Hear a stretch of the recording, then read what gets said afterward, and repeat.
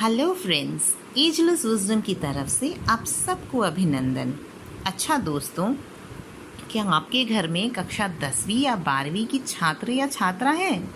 अगर है तो आज की बातचीत खास आपसे, खासकर के बच्चों के माँ बाप से। आप सबसे अनुग्रह है कि आप अपने बच्चों के साथ रहिए, उनके पास रहिए। देख तो रहे हैं कि उनकी बोर्ड की परीक्षाएं रद्द हो गई हैं। साल भर की मेहनत यूं ही गई और इस नई व्यवस्था से वो घबरा गए हैं।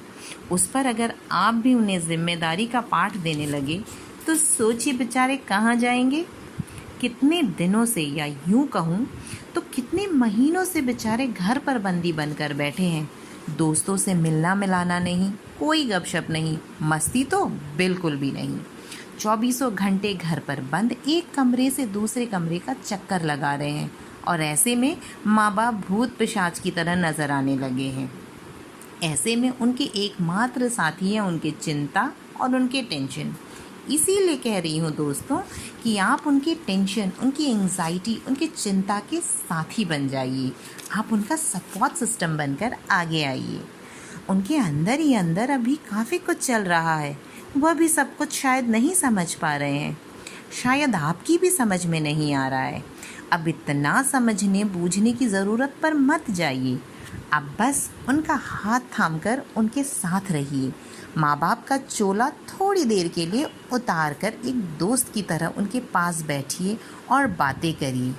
अब बातें करिए का मतलब ये नहीं कि आप अपनी परीक्षाएं, अपने संघर्ष की कहानियाँ शुरू कर दीजिए। याद रखिए, हम सब एक ऐसे दौर से गुजर रहे हैं जहाँ सब कुछ अनिश्चित है, इसीलिए तुलना तो हो ही नहीं सकती है। वो इस समय सबकी ज्ञानवाणी और प्रवचन सुनना नहीं चाहते हैं जो मुफ्त में उन्हें हर कोई दे रहा है। वो चाहते हैं तो बस आपका सपोर्ट, आपका सहयोग। इस अनिश्चितता में वो बस आपका हाथ पकड़कर निश्चित होना चाहते हैं कि आप उनके साथ हैं। आप कुछ समय के लिए एक दोस्त की तरह उन्हें अपने करीब लाएं, उनकी बातों को दिल से सुने, खुलकर उनके साथ हंसे, बिल्कुल एक दोस्त की तरह। जानते तो हैं कि इस उम्र में यार दोस्त की कितनी ज़रूरत होती है। अब इस समय घर से निकलना तो मुमकिन नहीं, तो क्यों ना वर्चुअली उन्हें दोस्तों से मिलने और बातें करने को प्रेरित करें।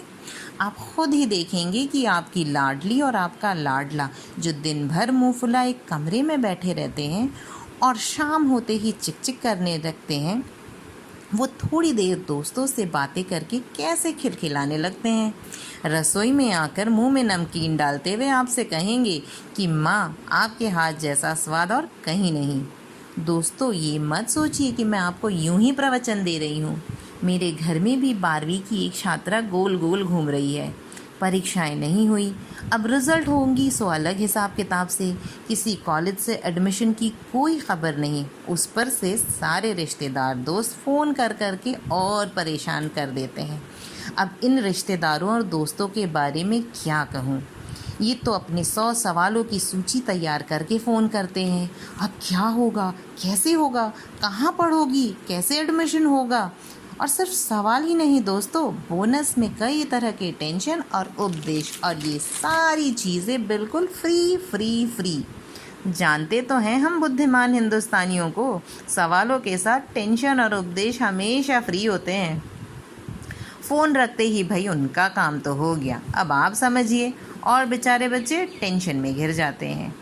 भाई मैंने तो तय कर लिया है कि जब भी, जिस भी दिन, जिस भी पल मेरी बच्ची का एडमिशन किसी कॉलेज में हो जाता है, मैं तुरंत ही अखबार और न्यूज़ में ब्रेकिंग न्यूज़ की तरह खबर छपवा दूंगी।